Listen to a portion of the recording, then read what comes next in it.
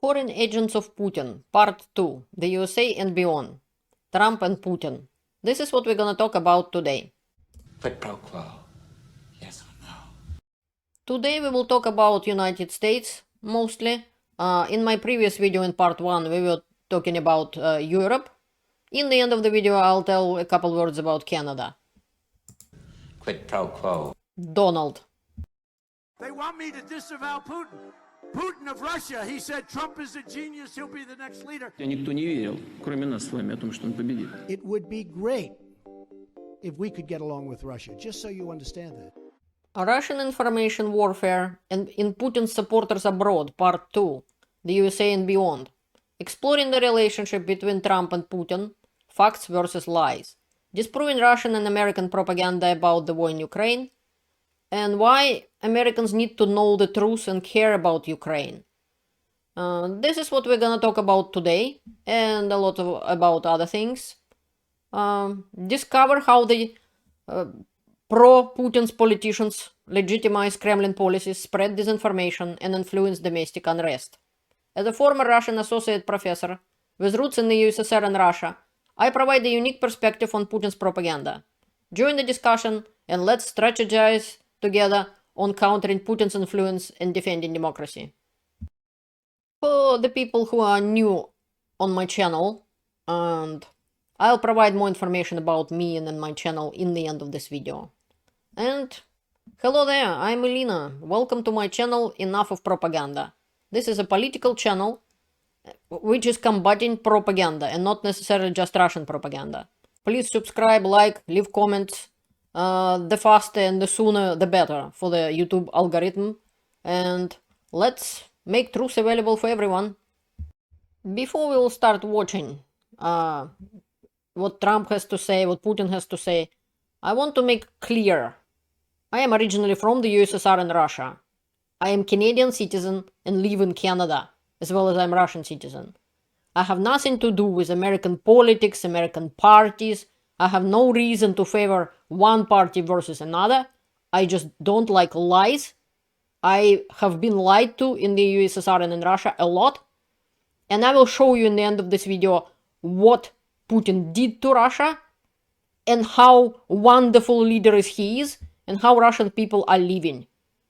I know how people lived in the USSR and I know what KGB people did to the people of the USSR. So whatever happening to you right now and some political turbulences in your country and so on, I have seen it already, okay? I have seen it in the USSR, I have seen it in Russia, and I warned at some point some American people during my travels in the United States that you are marching towards the USSR. You becoming the USSR and Putin's Russia. And we will see today what people has to say personally, Putin, Trump, and so on. And then we will see how true, whatever they say. We will verify their information. And from my experience, I have seen it already. And now I'm trying to show you what may await you in the future. What kind of future you may have. Let's dive into it. I don't know how many times people have to lie to you so you stop believing them. I am not very patient. So let's talk about the facts. Before we're gonna talk about United States, let's look at the Transparency International site with Corruption Perceptions Index for 2022. How do they judge countries? That index uses a scale from 0 to 100. 100 is very clean, 0 is highly corrupt. So when we hear about some countries that they corrupt and this and that, the level of corruption is very different. For example, number 1 is Denmark with a score of 90, and so on. Canada is number 14 in the rank out of 180 countries. Score is 74. Not bad, eh? Let's see where is United States. United States, the score is 69 out of 100. And it ranked 24th out of 180 countries. Not bad, United States. Let's see where Russia is.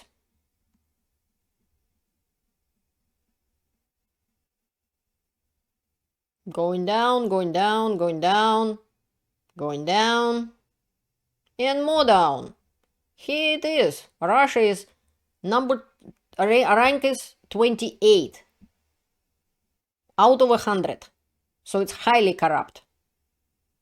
And this is the score. And the rank is 137 out of 180 countries. 137. And it even went down since the previous year, which Russia was on the same level as Angola, Liberia, and Mali. And now Mali is better than Russia. This is Mali, this is Russia. Russia worse than Papua New Guinea. Worse than Russia, only Liberia and a few other countries. Libya, Somalia is the worst. Even Ukraine is better than Russia. Score is 33 out of 100. And rank is 116 out of 180 countries. And this has improved a lot in the last years. Especially because Ukraine is actively fighting corruption. This was the year 2022. But we have a fresher information. This is 2023. Let's see how the country's doing. Denmark still number 1. Canada improved. Score is 76. So rank 12 out of 180 countries. So Canada jumped a couple spots since the previous year. United States stayed the same.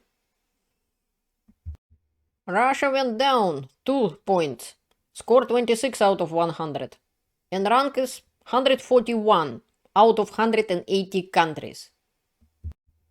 Ukraine jumped 3 points. 36 out of 100. And rank is 104 out of 180. This is how things are. Several European countries we talked in the previous video. Netherlands, little bit worse than it was, but still great. So is Germany. And Belgium, 73. How it was, that still is. Austria still the same. United Kingdom, little bit less.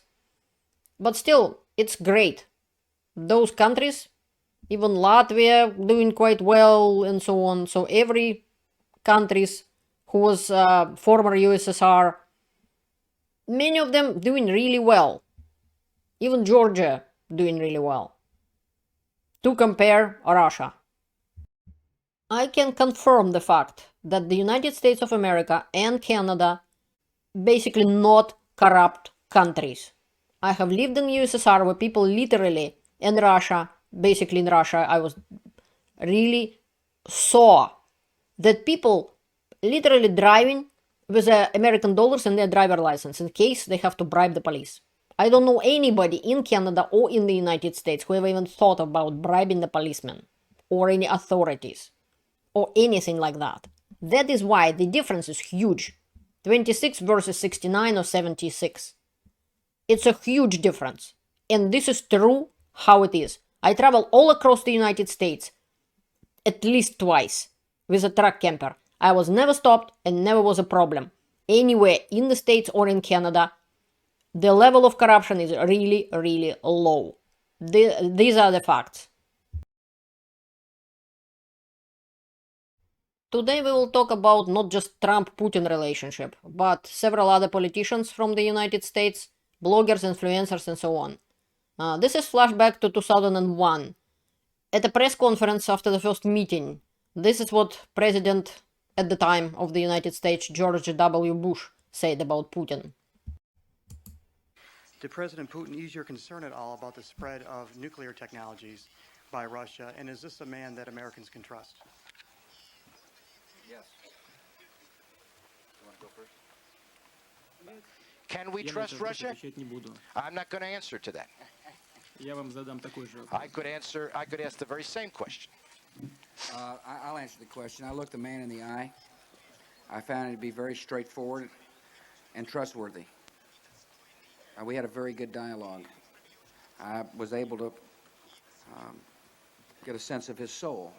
He's a man deeply committed to his country and the best interests of his country. And I appreciated so very much the frank dialogue. And that's the beginning of a very constructive relationship. I wouldn't have invited him to my ranch if I didn't trust him. From me to Mr. George W. Bush, former President of the United States. And for the people who never heard the abbreviation KGB. To your knowledge, in case you don't know yet, I thought everybody knows in the world by now, that Putin is a KGB agent. And there is no such a thing as a former KGB agent, as Putin said himself. Who are the KGB agents? These are the people who studied in universities or the high school of the KGB, nowadays FSB. These are the people, as well as Russian and Soviet propagandists. They taught in the universities how to lie to people and manipulate people. This is what they're taught. This is what they're good at.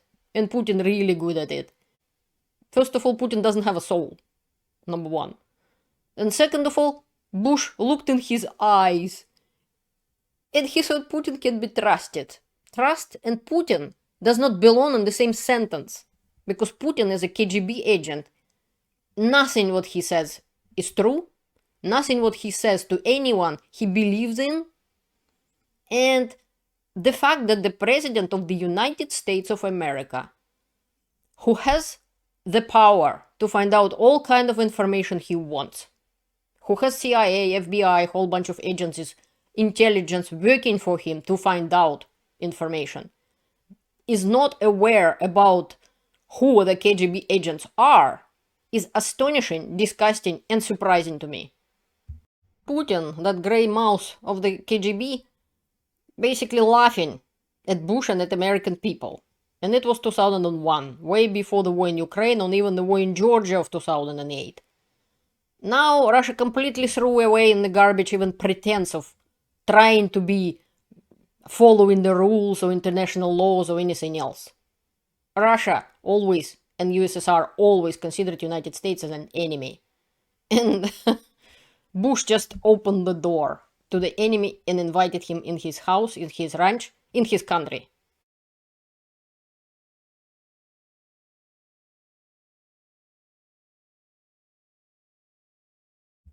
This sign kind of represents a relationship between Putin and Trump. It says in both languages, let's make the world great again, together. I would get along with Putin. I've dealt with Russia. I think in terms of leadership, he's getting an A. Трамп яркий человек. А что не яркий? Господин Трамп заявил, что он готов к восстановлению, полноформатному восстановлению российско-американских отношений. I think I'd get along very well with Vladimir Putin. I just think so. Today, Donald Trump announced his running mate, Russian President Vladimir Putin. He was my stablemate. I believe I'll get along with him. It was Trump and Putin, Putin and Trump. The decision would be illegal and unconstitutional, but not unexpected in light of Mr. Trump's recent pro-Putin rhetoric. Do you like Vladimir Putin's comments about you? Sure. When people call you brilliant, it's always good. Putin was one of the first to congratulate Donald Trump with his election. Господина Дональда Трампа с победой на этих выборах. I'd also like to congratulate Mr. Donald Trump with his victory in these elections.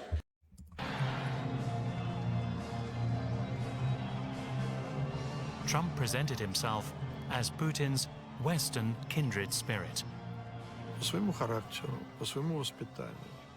Due to his character and his upbringing, he didn't just like Putin as a politician, but also as a person with a personality similar to his own, with strength, trust, consistency, and enormous resilience. Just like Trump himself. This is Vladimir Yakunin praising Trump. Former president of Russian Railways. I was talking about him in my previous video in part 1.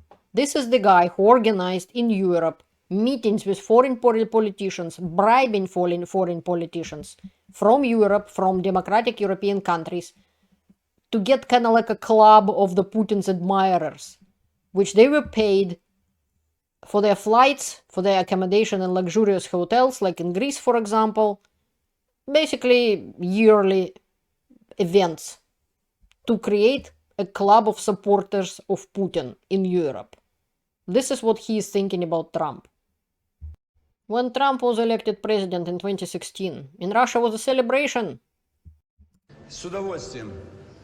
We are pleased that the best candidate has won.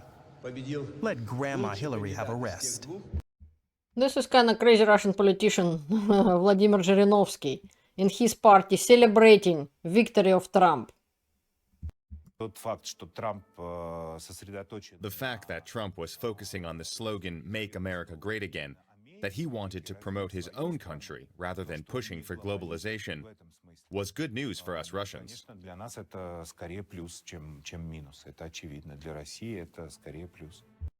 This was Russian politician Pyotr Tolstoy, who has been deputy chairman of the State Duma in Russia. He is saying that what Trump is doing is a good thing for Russia. And this is where the growth of populism in foreign countries coming from. Russia supports it. For many people in many countries, Russia pays for it. And Russia happy about it. And if Americans forgot what Great Depression was and want to repeat it, they could keep going in that centuries ago failed situation when you promote in your country and your country only. The whole point why democratic countries and the Western democratic countries living well, why they have great economy, and United States has a great economy, especially right now it's doing wonderful. I am an economist and I can tell you that American economy is great. It's because of cooperation between countries. It's because people stop playing the stupid game of zero sum when there is only one pie, and if somebody will have a bigger piece, the other person will get smaller piece. The country stop playing. Smart politicians in this country stop playing that stupid game long ago. That is why United States is a great country with great economy and Russia is not. Let's just mostly hear what Trump and Putin has to say. Not as much go for what news broadcasters saying about it. Let's see what they have to say themselves.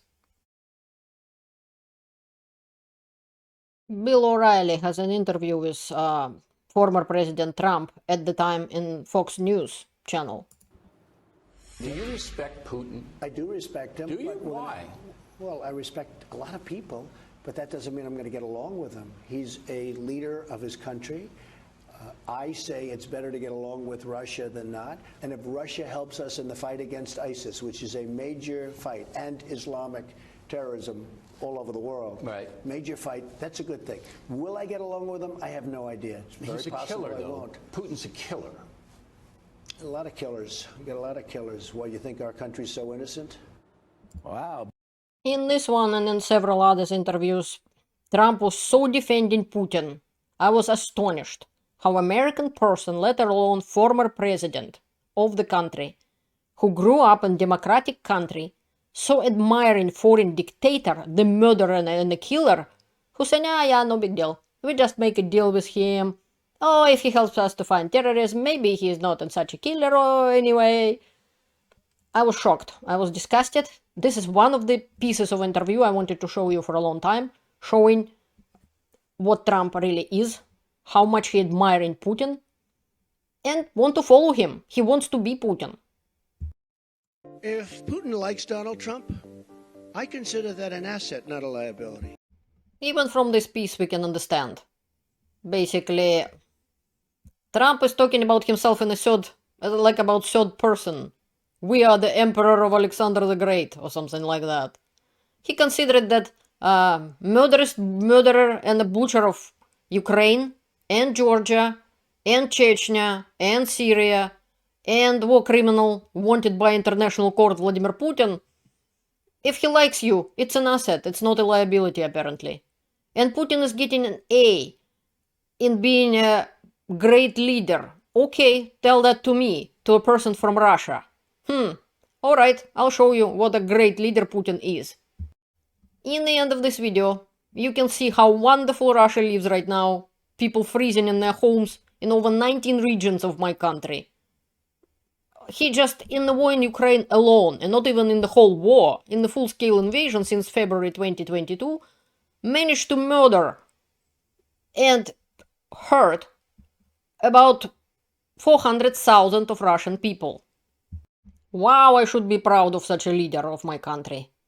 He murdered hundreds of thousands of Russian people and Ukrainians.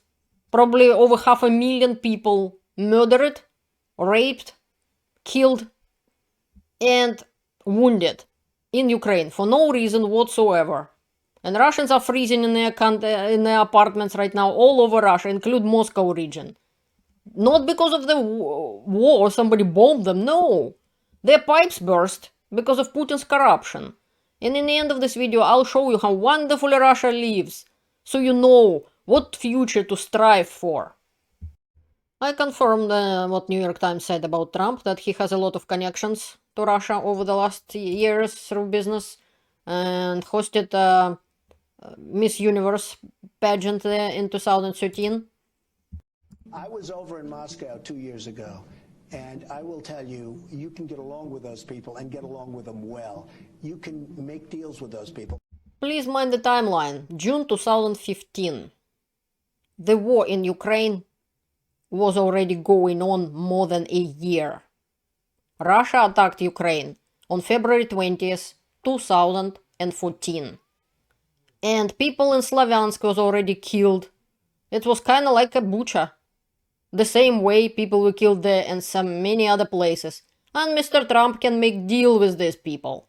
With people who butchered, tortured, and murdered Ukrainians for no reason whatsoever. During his time in Russia, Trump talking about a lot of interest from Russian businessmen to buy his properties, and he talked about a lot of deals. The only critical thing Trump said about Putin, I heard anyways. He's actually liked in his country, which is hard to believe, because he's essentially a dictator. I'll go along with Russia. Could have been China, could have been a lot of different groups. Recently in New Hampshire, Trump quoting Putin as basically character witness.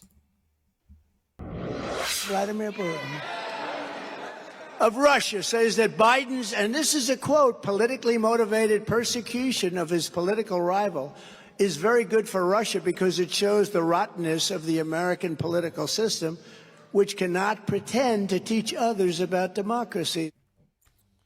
So Trump quoting Putin, the murderer with blood on his hands, who is holding hostages American people right now. And who right now has at least 2 Americans, Evan Gershkovich and Paul Whelan, unjustly detained. Vladimir Putin is not a credible source of information about American democracy, much less American jurisprudence.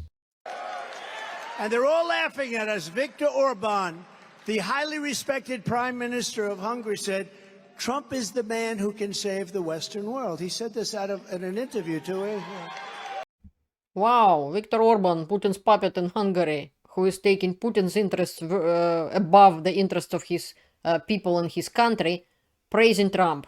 Yeah, that's really something to be proud of. Putin's puppet praised Trump. That he had the best foreign policy in decades, and it all belongs to Trump. He did not initiate a new war, and he would have been, it would have been the greatest thing. Our world would have been a very different place right now. And he said that. He said it would have been very different, and there was no way that Russia, and he's right there, there's no way that Russia would have invaded Ukraine. It would not be possible for Russians to do that if President Trump were president. It wouldn't have happened, and guess what? It didn't happen. World would be a very different place, all right. And guess what? It did happen. Years ago, in 2014, and during Trump's presidency, was Kerch Strait incident. So apparently not only Trump doesn't know history, Viktor Orban doesn't know either.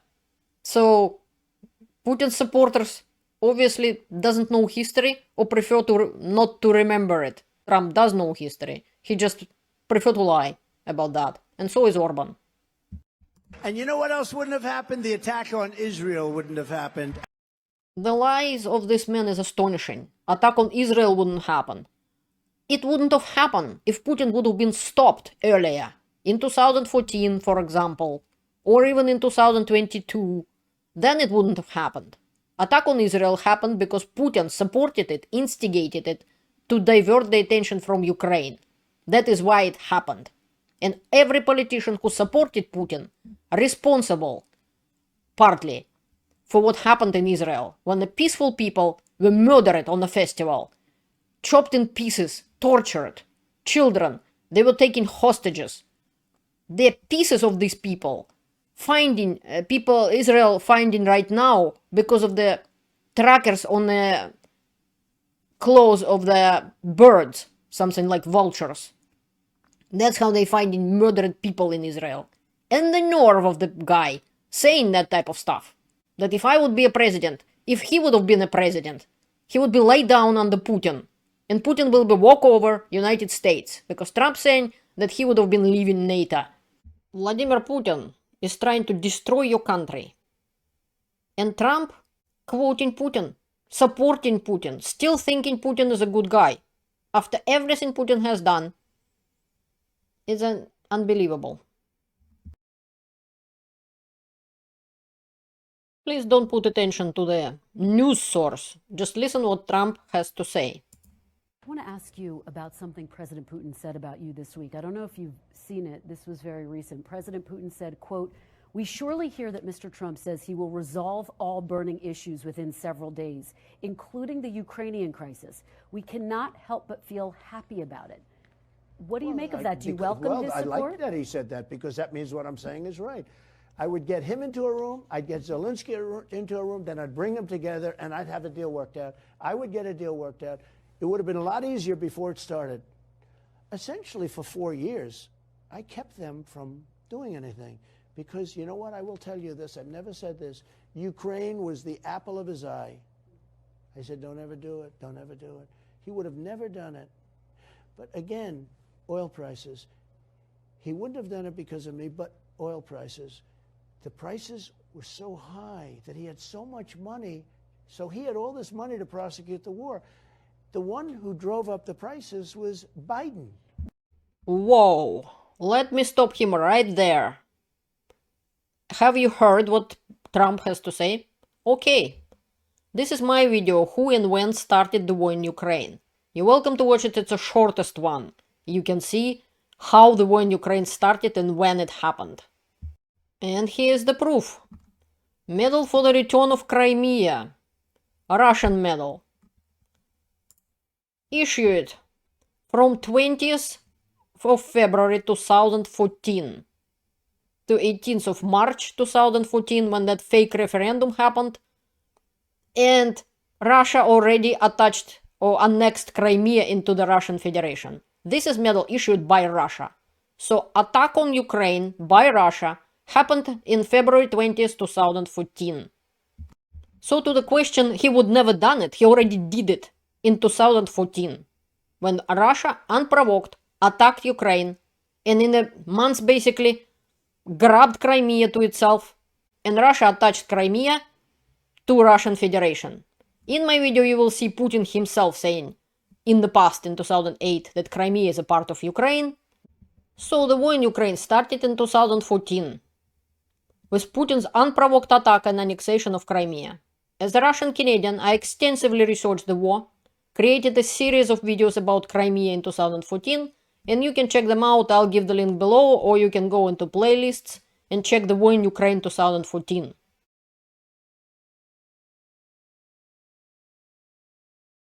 So there is no need to guess what's gonna happen. What will happen if Americans made another mistake and elect Trump again? The war in Ukraine was ongoing since 2014. Why didn't Mr. Trump stop it when he was a president? He already was a president of the United States of America at the time. Worst of all, remember the incident of Kerch Strait? It happened during Trump's presidency. It was the first time when the Russian forces openly engaged Ukrainian forces during the Russo-Ukrainian war. So before in Crimea, Russia pretended those little green men are not Russians. They used Wagner groups to pretend it's not Russian army, which was 73,000 Russian army troops in Crimea, which Russia managed to hide from the rest of the world, even despite the fact that American citizens, American journalists from Vice News, like Simon Ostrovsky, for example, reported on it. That's a TV show, a series called Russian Roulette. And I provide links to that as well. So basically, the Kerch Strait incident was an international incident that occurred on 25th of November 2018 in the Kerch Strait, during which the Russian Federal Security Services, FSB Coast Guard, fired upon and captured 3 Ukrainian Navy vessels after they attempted to transit from the Black Sea into the Sea of Azov, through the strait on the way to the port of Mariupol. It was the first time that Russian forces had openly engaged Ukrainian forces during the Russo-Ukrainian war. And Trump did nothing about this. Why is that? He was the president. If he has that much power to make a deal, why wouldn't he make the deal then? This would be a good question to ask Mr. Trump. So this is the Black Sea, this is Ukraine, this is Ukrainian Crimea, occupied by Russia, and this is the Kerch Strait.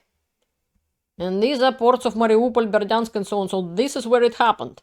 This is where Russia later built the bridge between Kerch and Russian Federation.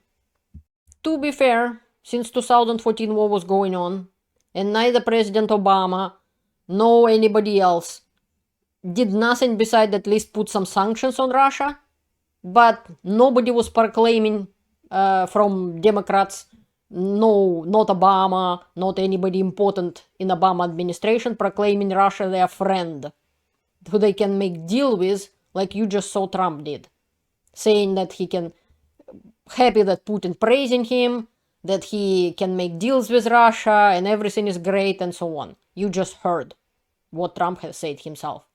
At least some Democratic leaders did the mistakes, Obama did the mistakes as well, by not valuing Russian threat seriously, not taking Russian threat seriously.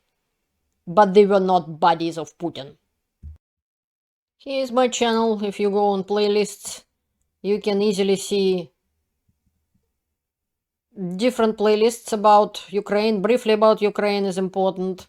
This is the war in Ukraine 2014. You're welcome to watch that. This is whole series on Crimea with details, how it happened. Another big video about Donbass war explained. And these 2 videos is basically pieces of this big video. Debunking Russian propaganda, truth about coup in Kyiv and so on. Key separatist leaders and so on. This is very important video. The Bucha massacre, who is guilty? Bucha in 2022, Slavyansk in 2014. And in the description and comments to this video, I provided the link to the Vice News and Russian Roulette TV show, and also with the videos which American citizen Simon Ostrovsky and Vice News filmed in Slavyansk after they dig in the mass graves in the downtown on Slavyansk, exactly like it was in Bucha later. And yet, business as usual, nobody stopped Putin, and Trump was okay with it. He was saying Putin is a good guy. After what happened in Slavyansk and several other cities in Ukraine, which were liberated by Ukraine, and in front of the foreign journalists like Simon Ostrovsky, they were digging mass graves in the downtown of Slavyansk with the bodies of murdered by Russia and tortured people, Ukrainian people. Putin and Trump, buddies. Trump okay with it. He didn't stop the war back then. Why didn't he? So here goes in flames Trump's lie about how he can make a deal and resolve everything all of a sudden in 24 hours. As much as Putin can take Kyiv in 3 days. And this is another my playlist, important to know about the war in Ukraine. And this is the important video. Putin's original plan for Ukraine exposed. This is the video where I translate in 2 articles, which still is in Russian main channels, main Russian media. This is what they wrote when they thought they're gonna take Kyiv in 3 days. It's a fascist plan to destroy Ukraine as a country, murder Ukrainians, everyone who disagree with Putin, send the rest of them to the gulags. Let's see how Ukrainians will agree on that. They don't want to die for some reason, you know.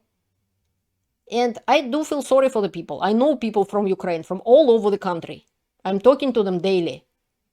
And they don't want to die. And I know Americans. I talk to Americans often too. Americans and Canadians are good people whose ancestors were stood up for the world in World War I and World War II when they could have stayed home, as Putin put it, sit on their butt straight. They did not have to go. They didn't have to take part in either one of the world wars. Nevertheless, they stood up for the world. Because they knew if they would not do it now, they will be, in the end, have to do it anyway. Only they would be attacked on their soil. And right now, several American soldiers and officers already died. The last attack in Yemen, for example, and so on. Putin instigating all of this. Putin making all these fires across the globe to distract the attention from Ukraine and stop countries from helping Ukraine, because Ukraine is beating Putin on the front. Literally. And Ukraine can win. As soon as it gets enough ammunition and establish air superiority and so on. And every Putin's puppet will now trying to prevent this. So this video will show you why exactly Ukraine is fighting so hard. Because the question for them, you either die or you're gonna fight and maybe you will survive. Which highly likely you will. Especially with the help of the whole world. But what do you negotiate with Putin about? How would you prefer to kill me? Can ask Ukraine. What would give you the biggest pleasure? How do you prefer to kill me? Because Putin told Ukraine, I want to kill you. Good luck negotiating with that. And besides, neither Biden, no Obama, no Putin, no Trudeau has anything to do with the oil prices. Period. Given that President Putin has bombed maternity wards, 20,000 kids kidnapped from Ukraine by Russia, mass graves. Do you welcome his support, his all but endorsement? Look, I had a very good relationship with him, and yet nobody was tougher on Russia than me. She's talking about children getting bombed, maternity wards getting bombed. A recent one was like in December, 29th of December, where Putin bombed all over Ukraine. And civilian buildings, maternity wards, hospitals, everything. And Trump knows about it. He just nodded and said, yeah, terrible. This stuff was happening in 2014, in 2015 in Ukraine. It still was happening during those 8 years between Russian attack on Crimea and full-scale invasion. And Trump is saying, well, it's a good thing. This is from my video, The Bucha Massacre, Who is Guilty? Bucha in 2022, Slavyansk in 2014. This filmed by Simon Ostrovsky in Vice News. I just provided a little piece of it, you can watch the whole video itself. These are the corpses of people digging up in Slavyansk after Ukraine liberated it, and find out how many people Russia murdered there, tortured and murdered. So if Mr. Trump doesn't know about it, or any of your politicians, you're welcome to show them the original video, which I provide in the description. This is Mariupol, Ukrainian city occupied by Russia after full-scale invasion and horrible battle, which was destroyed about 95%, leveled by Russia. This posted last family photo, Mariupol, 7th of March 2022. In 2 weeks, the house will be bombed, and the 3 girls on the photo will be buried on the territory of the kindergarten opposite. In the entire history of its existence, Russia has given humanity nothing but pain, suffering, and grief. And why they buried in the territory of kindergarten, I'll explain, not on the cemetery, because Russia was forbidding for a while in many Ukrainian places to bury people. So they had to bury them wherever they can, if they can. That's why in Bucha, the corpses was laying down on the streets. People were not allowed even to pick them up and bury them. This is from Jake's Bro channel. This is the Ukrainian politician Alexei Goncharenko. The video is from about December 29th, when Russia launched massive attack on Ukraine. Bunch of civilian targets were bombed, and you can see one of them in here. And maternity hospitals, and this is what it is. This is what Russia brought to Ukraine. And brought it not in 2022. Russia brought it in 2014. It's a good thing that Putin supports him. Typical Soviet KGB propagandist tactic. Try to avoid the question and shift the blame and talk about something else. Trump never missed the chance to kick his political opponents for no reason whatsoever. There was nobody tougher than me with Russia, and yet I got along with Putin. Let me tell you, I got along with him really well. And that's a good thing, not a bad thing. He's got 1,700 nuclear missiles, and so do we. But look, that's a good thing. Getting along is okay, but I got along through strength. And the war would have never happened. The war already happened. It was already going for years. Good morning, Mr. Trump. And we want peace through strength. Russia would have never attacked Ukraine, would have never done it. Putin and I get along fine. We get along very well. That's a good thing, not a bad thing. The fake news, which if the fake news would become real and honest news, 90% of our problems in this country would be solved. Professor Gerdes explains that he's showing an interview with Trump. I'm just using the piece when Trump is talking. So Mr. Trump not only lying to American people, he doesn't know that the war in Ukraine going for so long. Unbelievable.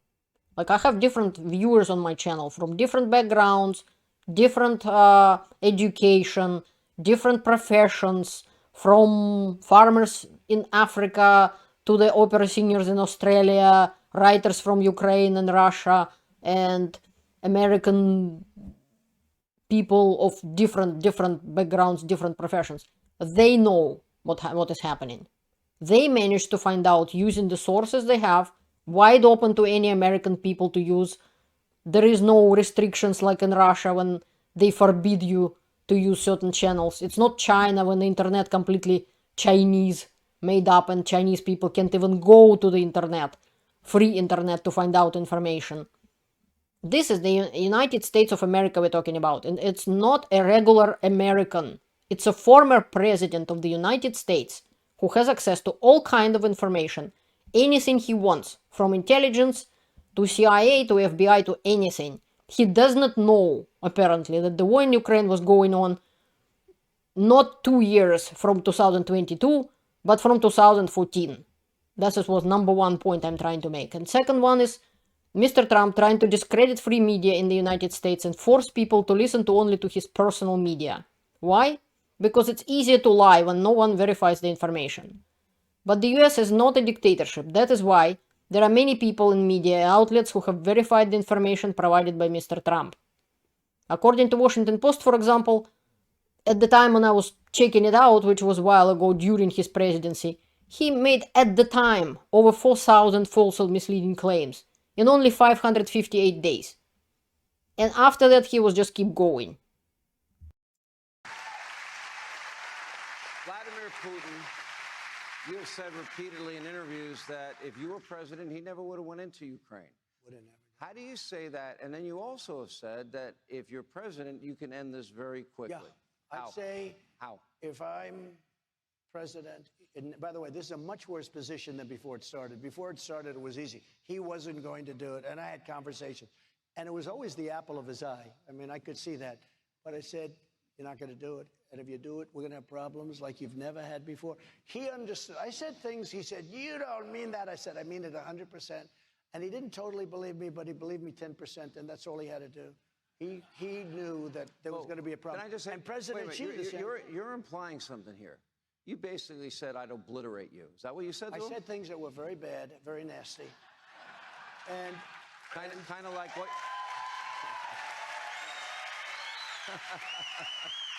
And you know, honestly, I got along. And he said, "You don't mean that." It had to do with Moscow. He said, "You don't mean that." I said, "I do. I'll never talk about it again, but I do." He said, "You don't mean it. You don't mean it." And we then went on to other subjects. But I don't think he believed me, but he believed me 10%. That's all he had to believe me. 5% would be good enough. So Trump literally lying to people on Fox News, and they clapping to him. Happy. Oh, Putin scared of Trump. Meanwhile, as I showed to you, in Kerch Strait incident, if that conversation, as Mr. Trump is referring to, ever happened, Putin spit on his threats, and literally Russian army attacked Ukrainian army openly. Good one, Mr. Trump. Next time when you're lying to people, you should remember that the internet remembers everything. And I just proved you lie. You lied to people. And more information. Apparently Trump knew that there was a war going on in Ukraine. He's not going into Ukraine, okay? Just so you understand. He's not going to go into Ukraine. All right, you can mark it down, you can put it down, you can take it anywhere you want. He's already there, isn't he? Okay, well, he's there in a certain way, but I'm not there. You have Obama there. And frankly, that whole part of the world is a mess under Obama, with all the strength that you're talking about and all of the power of NATO and all of this. In the meantime, he's going away. He takes Crimea. He's sort of, I mean... But you said you might recognize that. I'm going to take a look at it. But, you know, the people of Crimea, from what I've heard, would rather be with Russia than where they were. And you have to look at that also. And that Trump get wrong as well. And I can prove it to you just now. Like, we don't need to play guessing games. Really. Everything is known by now about what 2014. And this is the public opinion survey. Residents of the Autonomous Republics of Crimea, May 16th to 30th, 2013. Done by International Republican Institute, Baltic Surveys Ltd, Gallup Organization, and so on. So, done by respected international organizations. Include from the United States. Despite that some people considered themselves Russian, regardless of the passport, in October 2018 it was done as well, and in May 2013. In May 2013, 40% of people thought of themselves as Russian in Crimea. At the same time, when they were asked what should the status of Crimea be, only 23% of them thought that Crimea should be separated and given to Russia. And about 67% altogether, all of this, wanted it to be part of Ukraine. In 2011 it was a little bit more people wanted, but it's still 33%. But in 2013, before Russia attacked Ukraine, people of Crimea wanted to be with Ukraine. Only 23% of them thought that Crimea should be separated and given to Russia. So if I know that, how come the former president of the United States doesn't? Or does he? At the same essay, at the same research, at the same poll, basically, how many people were worried about Russian language in Crimea? Russian language status, 4%. It's for Crimea. Please tell me which three of the following issues are the most important for you personally. Russian language status, 6%. That's it. There was no problems in Crimea before Russia invaded it and created it. There was no war in Ukraine. Nobody was killed, bombed, raped, tortured by the Russian army. Before Russian army, Russian bandits, Russian GRU, Russian Wagner group, which is Russian army, invaded Crimea and then invaded Donbass. And after, in 2022, Russia started full-scale invasion of Ukraine. So all of this is known. It's nothing new. So I wonder where Mr. Trump heard that people in Crimea wanted to be with Russia. From his buddy Putin, perhaps? But the question here is, would you give Ukraine weapons and funding if you were elected? I would sit down. Let me just put it a nicer way. If I'm president, I will have that war settled in one day, 24 hours. How would you settle that war in one day? Because I'll meet with Putin, I'll meet with Zelensky. They both have weaknesses and they both have strengths. And within 24 hours, that war will be settled. It'll be over. It'll be absolutely over. Do you want Ukraine to win this war? I don't think in terms of winning and losing. I think in terms of getting it settled so we stop killing all these people and breaking down this country. This is very important. As I said, Ukraine can't stop fighting. They can't stop this war until they win it or they will all die. Or many of them, anyways. There would be no country of Ukraine. People would be tortured and killed.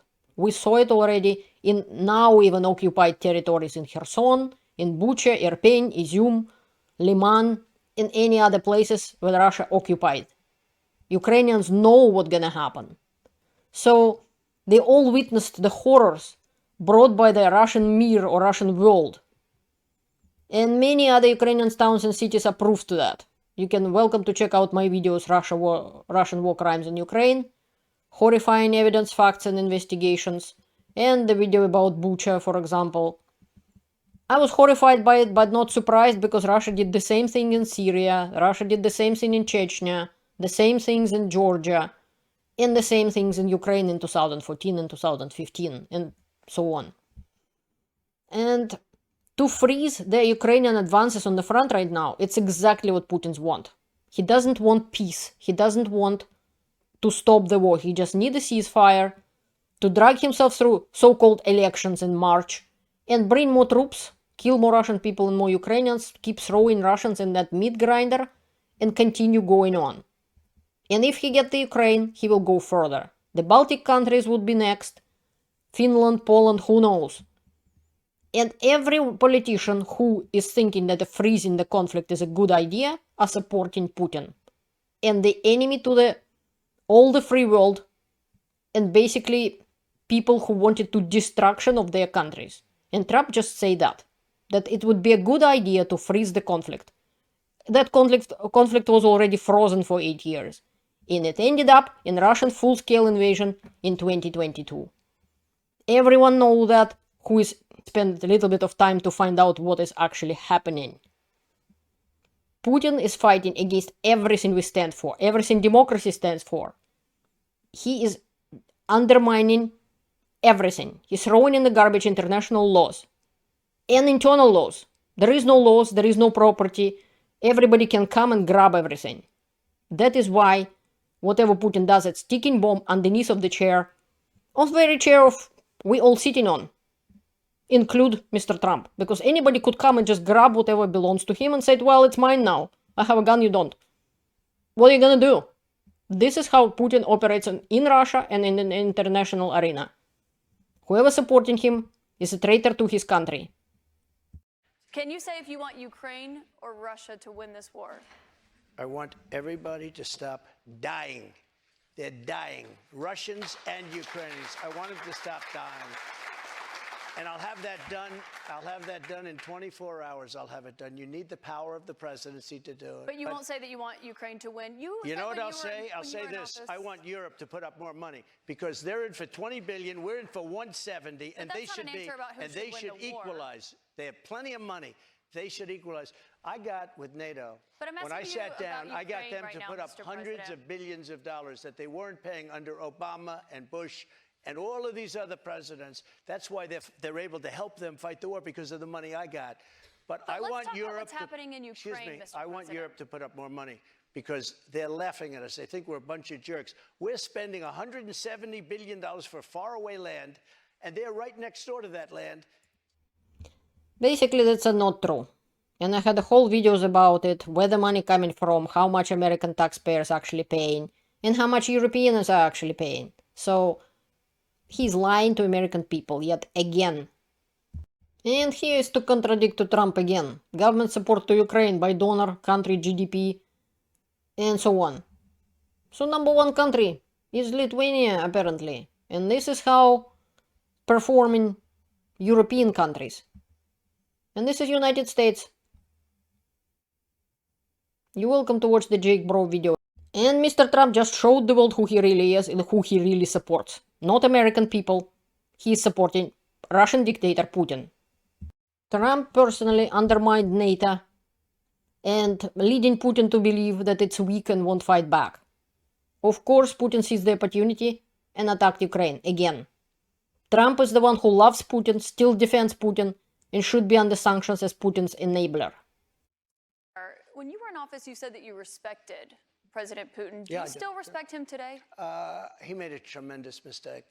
He was a smart guy, you know. I remember I said he was smart, she was smart.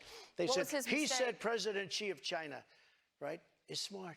Okay, 1.5 billion people. He's the ruler of 1.5 billion people. I said, yeah, he's a smart guy. How dare he say he's smart? Of course he's smart. They want you to say he's a stupid person. Okay, he's not a stupid person. He's very smart. He's very cunning. And Putin made a bad mistake, in my opinion. What was his mistake? His mistake was going in. He would have never gone in if I was president. We used to talk about it there. As to how smart Putin, I can tell you.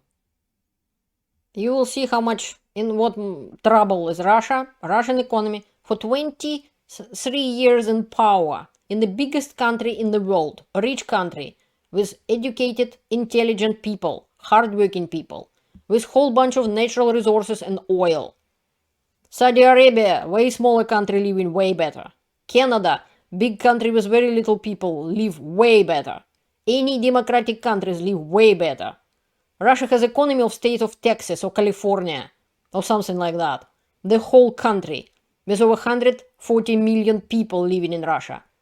They living in poverty. And talking about how smart Putin is, well, I'll tell you exactly how smart Putin is. This is Russia. People who disagree with Putin. This is what's happening to them. They get beat up by police, arrested, for no reason, just because they wanted to say that they don't agree with Putin and his aggressive war. Russian people from the territory called Bashkortostan demanding freedom. Police used tear gas against them and beat them up. 2 people already died. This is what Putin's regime does to Russian people. You are welcome to see what is happening in Russia right now, and not because they were bombed by Ukraine. This is what is happening in Russian apartments right now in winter. Because of corruption, because of Putin sent on the front, people who are supposed to fix pipes, people who are supposed to look after the infrastructure and stuff like that. This is how Russia is freezing. Different cities, this is Moscow, different places. This is what happens when your government is corrupt and doesn't care for fulfilling their duties, only care having their own yachts, as I showed you in the previous video. Big chunk of this video I showed you in the part 1, so I just wanted to show you a little piece.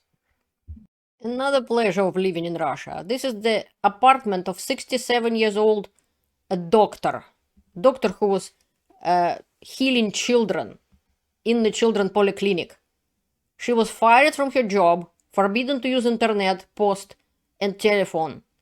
And in her apartment, they made a search. Police made a search, include pulling off wallpapers from the wall. What horrible thing she did. According to one of the mothers who, with her child, visited this doctor, only based on her words. Doctor was asking why your child is behaving that way, and the mother said that the father of the child was in a special military operation on the war in Ukraine.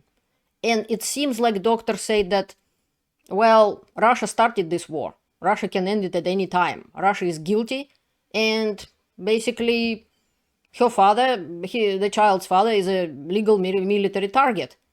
But doctor denied saying that, especially in front of the child. Besides, apparently in Russian polyclinics now, I might have mentioned it before, everything is taped. The conversations between the doctor and the patients and so on. But the court didn't even bother to verify. Just because somebody told something on somebody, that's what can happen to them. They could get arrested, and basically she is facing, 5 years in jail. Her life, her career, everything ruined for this woman. Just on the words of one woman who may be lying. This post by Ilya Shepelin also talking about that doctor. And it's not only just police came. The chief of all, basically main prosecutor of all Russia was worried about that 67 years old doctor. Just on the words of the mother. Without any proofs whatsoever, and it was private conversation. Even by Russian law, to be arrested for discreditation of Russian army, it's supposed to be public. This was a private conversation, and that's it. So this is how dictatorships are living. This is what you don't have when you don't have a democracy. You don't have freedom. You don't have rights. You don't have law. You don't have constitution. And this is, by the way, how Russian doctors are living. They receiving very little salary, barely making it, and now her apartment ruined completely, her life ruined, she lost the job, everything is ruined. What Trump is really admiring, that Putin is a dictator. He dictates the country what to do. He pretend to have an election, and this woman, Ekaterina Duntsova, who tried to be a candidate to be a president, she was thrown out. This is another candidate, Boris Nadezhdin, who was supposed to pretend that he is a candidate, and so people think that Russia has real elections. And he was so surprised that being the only candidate who is against war gets such a huge support from Russian people that people were standing in line to leave signatures for him. And then what? Russia finds errors in paperwork. Even he provided twice as much, 200,000 or something signatures instead of 100,000, basically. Of course, he wouldn't even allowed to run against Putin. And when Putin spokesman Dmitry Peskov was asked, would Putin take part in debates, Peskov laughed out loud. What, are you expecting a president to take part in the debates? This is what Putin does in Russia. This is my article, The Real Scoop on Russia's Money in Toilets. Ever wondering how the Russian economy is still holding up? Let's spill the beans. Even Russian news like Izvestia published data from Ministry of Finance of the Russian Federation that the accounts of Russian National Wealth Fund have run out of euros. I quote, the assets of Russian National Wealth Fund, denominated in euros, have gone to zero. This was reported on website on the Ministry of Finance on Wednesday, January 17, 2024. So Putin, smart guy, basically spent all the Russian pension fund and national welfare fund cash in dollars and euros. Now Russia stuck with Chinese money they don't need and gold they can't sell because of those sanctions. Not the smartest move. Here is the Russian National Wealth Fund. In January 2022 it was 182.59 billion US dollars. And in 2024, on the 1st of January, 133.41 billion US dollars. So Russia lost 49 billion US dollars. And meanwhile, over 6 million people in Putin's Russia don't have indoor toilets at home. This is Kurgan school. And this is their toilet, which children in Russia using in a village called Rybnaya. According to the Federal State Statistics Service of Rosstat of Russia. That's what they say. According to the latest population census, 10% of Russian households have outdoor toilets.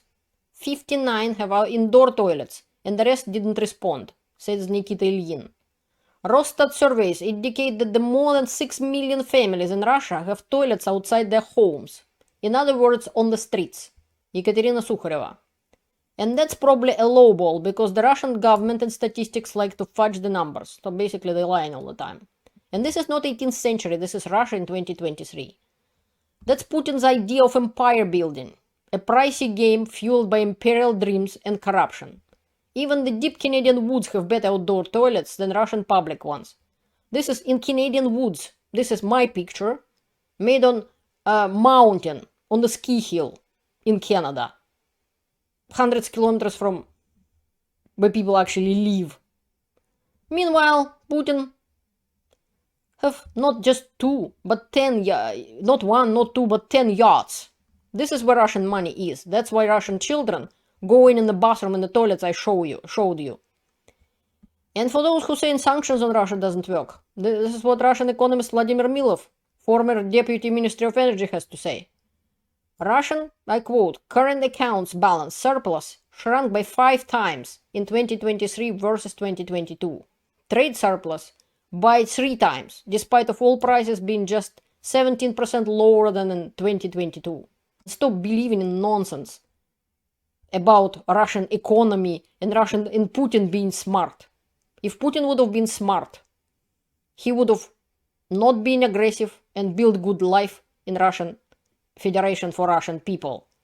And talking about NATO, all Putin has to do, just doing nothing, not to be aggressive.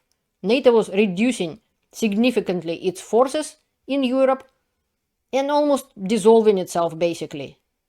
It was huge reductions. I provide that information in several of my videos, in fact.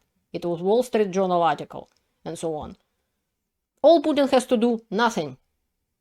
And NATO would be reducing itself. Putin did a stupid thing and failed to destroy NATO. On the contrary, he strengthened it. And now the land border between NATO countries and Russia has more than doubled, thanks to Putin. Ask about it, Sweden and Finland. The Russian presence in the Baltic Sea is in question. The Russian presence in the Black Sea is in question. And Russia almost lost its military base in Sevastopol, Crimea as well. And basically Russian naval forces and Black Sea fleet had to run away from Russian military base in Sevastopol, which it was all the time and nobody was bothering it. And now it had to run away to Russia. Russians' winter offensive failed. Russian offensive on Ukraine failed. In Ukraine, small country defending itself heroically against Russia. Putin failed. He failed my people. He failed my country. He failed. Putin already made Russia great again. Now he's improving Ukraine. I wonder who is next. So stop Putin and help Ukraine.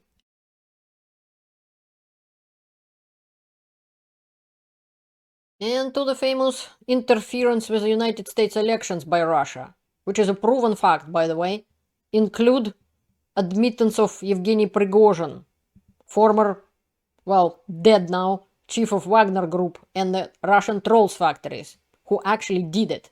Here's the proofs. Putin ally Yevgeny Prigozhin admits interfering in US election. This is what he said. I quote, "Gentlemen, we are interfering, and we will interfere in your elections," basically. President Trump, you first. Just now, President Putin denied having anything to do with the election interference in 2016. Every U.S. intelligence agency has concluded that Russia did. My first question for you, sir, is who do you believe? My second question is, would you now, with the whole world watching, tell President Putin, would you denounce what happened in 2016, and would you warn him to never do it again? So let me just say that we have two thoughts. You have groups that are wondering why the FBI never took the server. Haven't they taken the server? Why was the FBI told to leave the office of the Democratic National Committee? I've been wondering that. I've been asking that for months and months, and I've been tweeting it out and calling it out on social media. Where is the server? I want to know, where is the server, and what is the server saying? With that being said, all I can do is ask the question. My people came to me, Dan Coates came to me, and some others. They said they think it's Russia. I have President Putin. He just said it's not Russia. I will say this. I don't see any reason why it would be, but I really do want to see the server. But I have confidence in both parties. I really believe that this will probably go on for a while, but I don't think it can go on without finding out what happened to the server. What happened to the servers of the Pakistani gentlemen that worked on the DNC? Where are those servers? They're missing. Where are they? What happened to Hillary Clinton's emails? 33,000 emails, gone, just gone. I think in Russia they wouldn't be gone so easily. I think it's a disgrace that we can't get Hillary Clinton's 33,000 emails. So I have great confidence in my intelligence people, but I will tell you that President Putin was extremely strong and powerful in his denial today.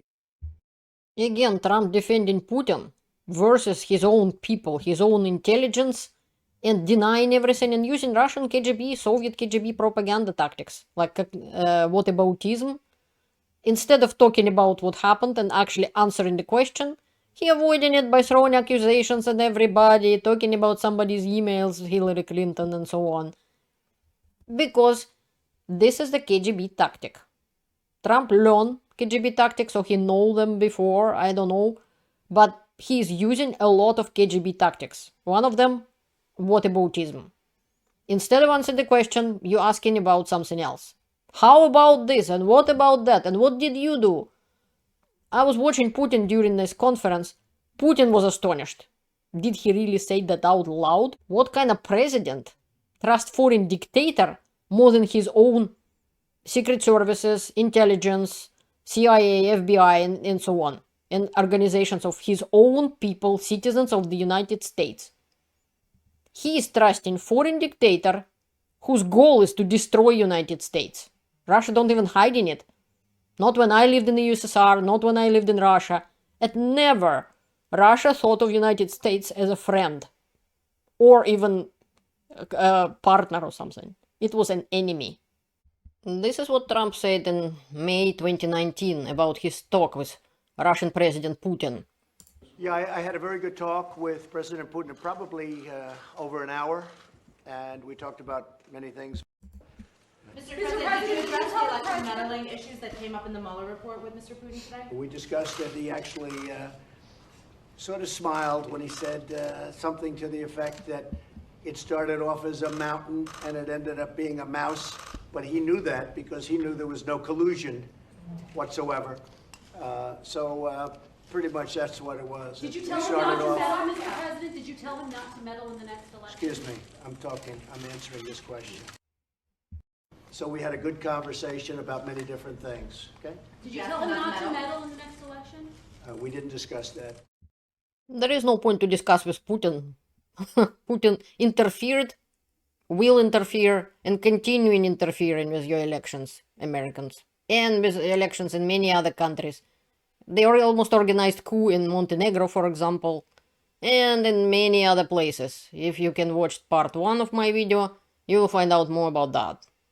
To put the big dot in the end of the sentence about the so-called stolen election and this and that, and all of this, this is opening statement of House impeachment manager Adam Schiff, when he spoke about the similarities between narratives of Russian meddling between President Donald Trump and Russian President Vladimir Putin.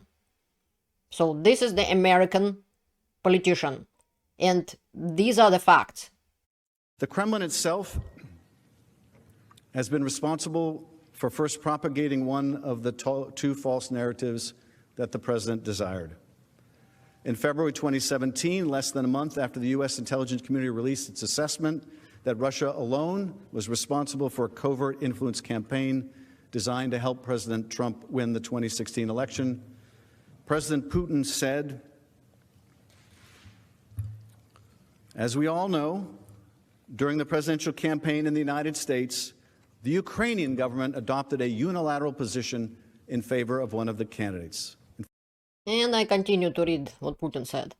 More than that, certain oligarchs, certainly with the approval of the political leadership, funded this candidate or female candidate, to be more precise, President Putin. So he is implying that Ukraine, of all places, all of a sudden decided to interfere with United States elections and support Hillary Clinton. Those were Putin's words, February 2nd, 2017. Of course, this is false and is part of a Russian counter-narrative that President Trump and some of his allies have adopted. Fiona Hill, Senior Director for Europe and Russia at the National Security Council, described Russia's effort to promote this baseless theory. Let's see what Fiona Hill has to say. Based on questions and statements I've heard, some of you on this committee appear to believe that Russia and its security services did not conduct a campaign against our country, and that perhaps, somehow, for some reason, Ukraine did. This is a fictional narrative that has been perpetrated and propagated by the Russian security services themselves. The unfortunate truth is that Russia was the foreign power that systematically attacked our democratic institutions in 2016. This is the public conclusion of our intelligence agencies, confirmed in bipartisan congressional reports. It is beyond dispute, even if some of the underlying details must remain classified. According to Mr. Schiff and the information United States intelligence and the United States as a country possess, that wasn't the first time when President Trump basically adopted Putin's narrative. And I just showed you in this video how many times Trump supported Putin in taking word by word Putin's lies about the war in Ukraine and anything else over the intelligence of his own country, over the laws of his own country, and actually asking foreign dictator for help, asking Putin for help. On July 24 of last year, Special Counsel Robert Mueller testified before Congress that Russia interfered in the 2016 election in a, quote, sweeping and systemic fashion to benefit Donald Trump's political campaign. Mueller and his team found that, quote, the Russian government perceived that it would benefit from a Trump presidency and worked to secure that outcome. They also found that the Trump campaign expected it would benefit electorally from information stolen and released through Russian efforts. As I showed you and showing you in this video, that Russians are happy that Trump was elected, partying about it, and they call him our president, our candidate, our American president. Even now, they cheering for Trump, that he's still not in jail, and he's even maybe will become next president of the United States. So Russia did interfere in United States elections, and that's what Mueller report, if I pronounce his name correctly, provided and proved. And just as he solicited help from Ukraine in 2019, in 2016, then candidate Trump also solicited help from Russia in his election effort. As you will recall, at a rally in Florida, he said the following. Russia, if you're listening, I hope you're able to find the 30,000 emails that are missing. Again, look at the date, 2016. The war in Ukraine is going over 2 years at this point in time.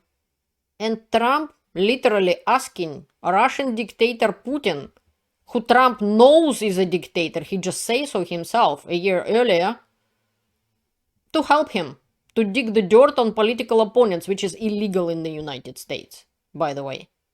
So Trump knows that Putin is a dictator, and he asked him for help. And not just the war in Ukraine. At this point in time, in 2008, like before this 2016, it was in 2008, when Russia in 5 days attacked Georgia, took territories from Georgia, and still holding those territories hostages, basically, like it did with Ukraine, Crimea, and Donbass, before the full-scale invasion in 2022. And Trump not only ready to deal with Russia, he's dealing with Russia and asking foreign dictator for help to dig the dirt on political opponent, American citizen. I think you will probably be rewarded mightily by our press. Let's see if that happens. Following Special Counsel Mueller's testimony, during which he warned against future interference in our elections, did the president recognize the threat posed to our democracy and renounce Russian interference in our democracy? Did he choose to stand with his own intelligence agencies, both houses of Congress, and the special counsel's investigation in affirming that Russia interfered in our last election? He did not. Trump get empowered by getting away with Russian interfering in the election. He basically said that he doesn't trust Americans, he trusts Russian dictator Putin. And the very next day after Mueller testified and so on, basically Trump asked again for help in interfering in elections and so on. And as you can see, he talked to Putin. He never said, oh, stop interfering with our elections. And we can see it from his own mouth, like we can see what Trump said himself about this. Putin interfered in United States elections and Trump came to power. Trump directly asked Putin to dig up dirt on his political opponents, and it's a crime. And if you want to know more about ties between Putin and Trump, Russia and Trump, this is an interesting article, all of Trump's Russia ties in 7 charts, which is explaining how Trump connected to Putin. Trump and Putin via administration officials. This is Tillerson, Flynn, and so on. And this is another chart, Trump and Putin via Michael Flynn. Trump and Putin via campaign advisors. Carter Page, Roger Stone, Paul Manafort, and so on. This is, Paul Manafort has his own big chart. Business ties of Trump with Russia, and so on. And family ties. So you're welcome to see it more closely in here.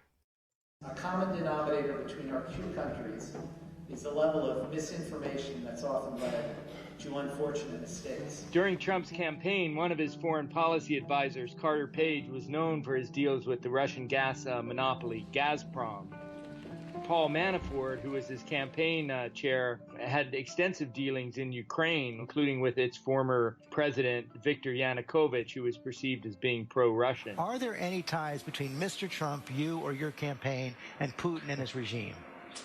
No, there are not. It's absurd, and there's no basis to it. Michael Flynn, who was a campaign advisor and very briefly Trump's national security advisor, had to resign after he misled the vice president, Mike Pence, about his conversations with the Russian ambassador. I didn't take any money from Russia, if that's what you're asking me. Well, then who paid you? My Speaker's Bureau. Secretary of State Rex Tillerson, of course, was the head of ExxonMobil, and he had, through the company, many deals with Russia's oil giant Rosneft. Even Trump's son-in-law, Jared Kushner, who's now the subject of an FBI investigation, met frequently with not only the Russian ambassador, but also Sergei Gorkov, the chairman of a bank believed to be very close to Vladimir Putin. The people I just showed you mentioned in those diagrams, and you can follow that and find out how exactly each of them connected to the Russians. And another article on the matter by Eric Swalwell. Russia, Trump and his team's ties. You are welcome to read it yourself. Trump himself revealed highly classified information to Russian foreign minister and ambassador in the past. This is from 2017. So basically on May 10th, 2017, President Trump met with Russian foreign minister Sergei Lavrov and ambassador Sergei Kislyak in the Oval Office, where he revealed to the Russians highly classified information. That highly classified information came from the partner of the United States, and that partner has not given the United States permission to share any of the material with Russia. After that meeting, senior White House officials took steps to contain the damage. And you have his own National Security Council staff members, senior officials who see readouts of what happened. They call the CIA director, call the NSA chief to warn them, look, something happened in this meeting with the Russians we need to tell you about. This is in part because they're alarmed and concerned about the blowback. These are agencies, the CIA, that would be directly communicating or dealing with this foreign partner, and they would be most concerned about that relationship going south. And Trump himself appeared to acknowledge on May 16th that he revealed highly classified information.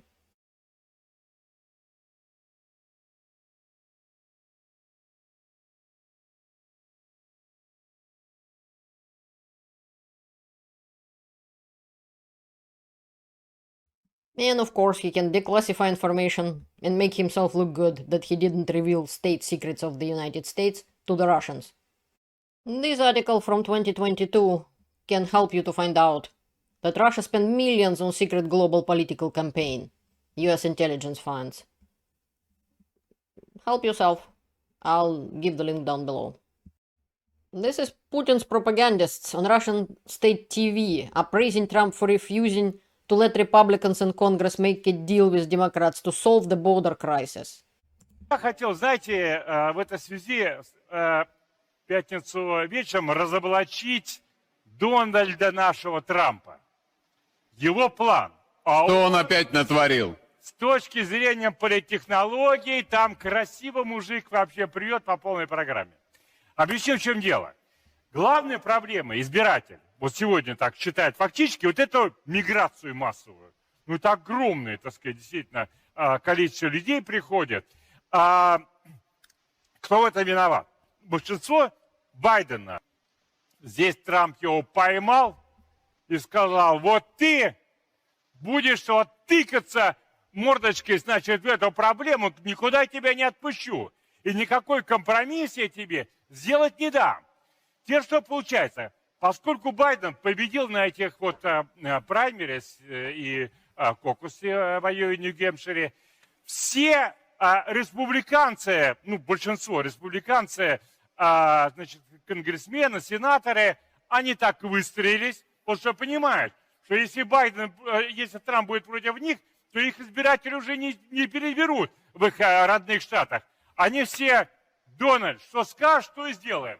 А он им сказал так, мы Байдена из этой ловушки миграционной не выпускаем.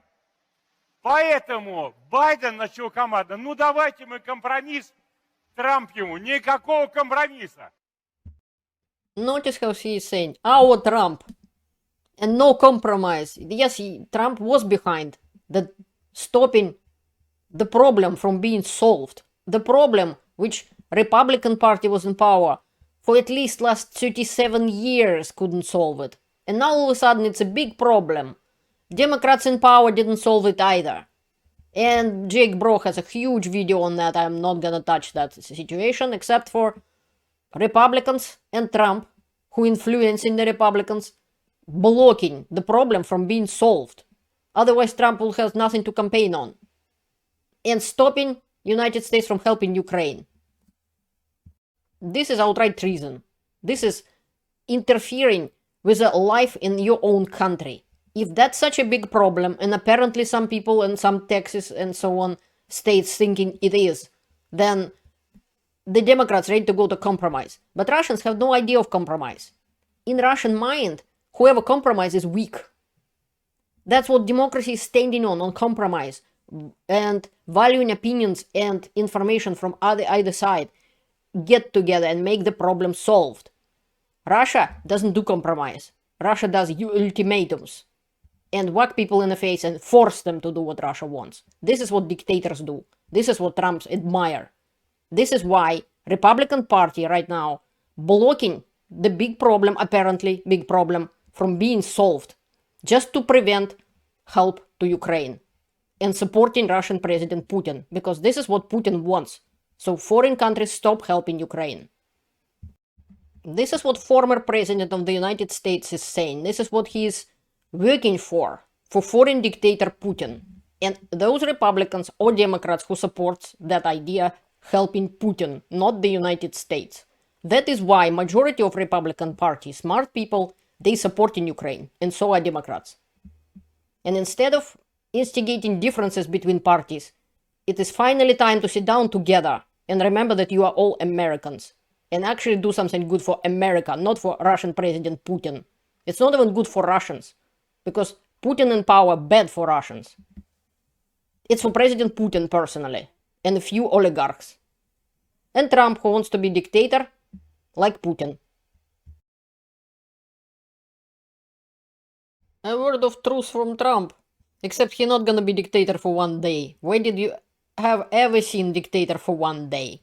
And I said, I'm going to be a dictator, because he asked me, are you really going to be a dictator? I said, absolutely, I'm going to be a dictator for one day. Get him in power again and you will never remove him. Just like Russians. Now they have Putin forever. You will save a lot of money on your stupid elections, wasting money, but you will have a dictator. You won't ever have elections, or freedom, or anything else. You will have him forever, until he dies. And then his children will be dictators. This is how dictatorship works, in case nobody knows. I have lived in 2 of them. I know. And the cherry on top, talking about Trump. This is retired general drops the hammer on Trump, which is Ben Hodges. But listen to Trump himself. This is very, very important. We have to finish the process we began under my administration of fundamentally reevaluating NATO's purpose and NATO's mission.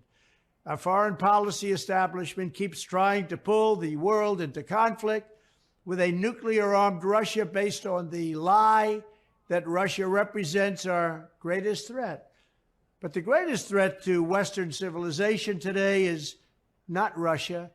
It's probably, more than anything else, ourselves and some of the horrible USA-hating people that represent us. I wonder who those horrible USA-hating people. Number 1 is Trump and his supporters, and people who support Putin. Because Putin attacked Ukraine, Putin attacked Georgia, Putin attacked Chechnya, Putin attacked Syria, and Putin is continuing the war in Ukraine. And everything else Trump said about this is a lie, and he knows this. He deliberately lying to American people. This is proof who Trump is supporting. He's supporting Putin. He does not support United people in the United States. It's up to you. Find out the politicians from your country who supports Putin. Either they stupid, or they useful idiots, or they misinformed, or they corrupt. It's up to you to find out that. I have enough Putin and my Canadian Prime Minister to deal with. I'm not American citizens. It's up to you to find out which part of this is because of stupidity, which part of this because of corruption, which part because just admiring Russian dictator. But in my opinion, and I proved you where my opinion is based on all of I told you today and showed you today on the personal words of Trump and Putin, that Trump is a traitor to his country and should be brought to justice. And you cannot trust anything Trump or Putin says. Trump using basically KGB propaganda tactics. And that is why he's so successfully lying to American people for that long. And they lying that much that if one of them saying it's sunny today in my city, I'm not only looking in the window, I will go outside. And most likely find out it's raining and snowing in Canada. None of them can be trusted whatsoever. As I said and proved, Trump is a Putin's puppet.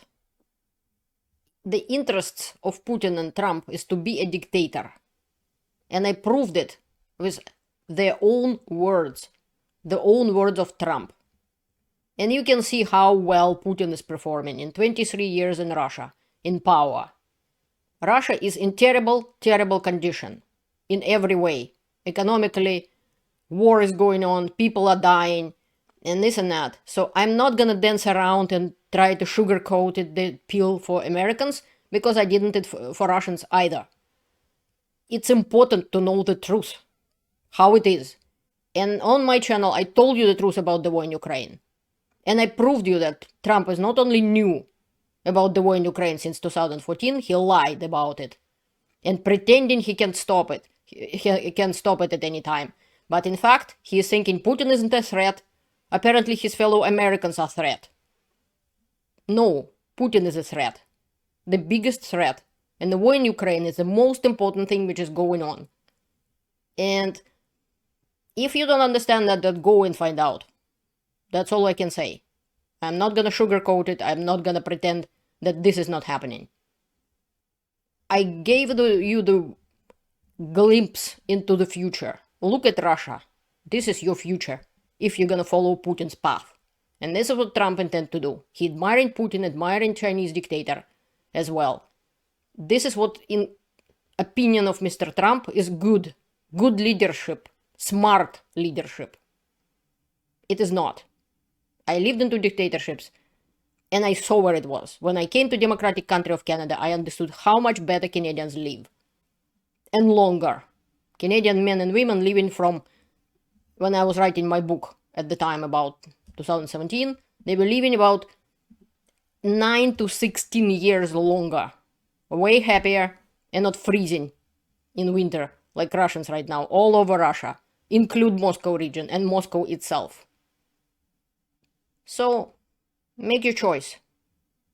I suggest you support Ukraine. This is the only way to stop Putin, preventing him and dictators like him to spread out little fires all across the globe, and less American people would die, like these poor people in Yemen. Well, good luck to you. Please remember every politician, every single one, who is not supporting Ukraine right now, after 2 years of full-scale invasion and almost of 10 years of the war, are not your friends. They're not having your interests in mind. And they proved it. For the viewers who are new to my channel, I'll tell a couple words about me and my channel. I'm Elena. I'm a former associate professor with roots in the USSR and in Russia.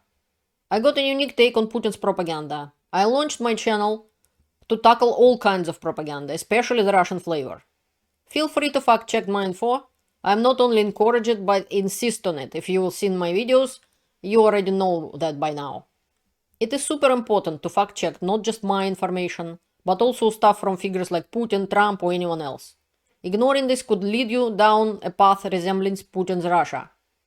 I lived and worked in the USSR and in Russia, traveled through 42 states of United States, but I don't rely on US media only or something for my information about the country.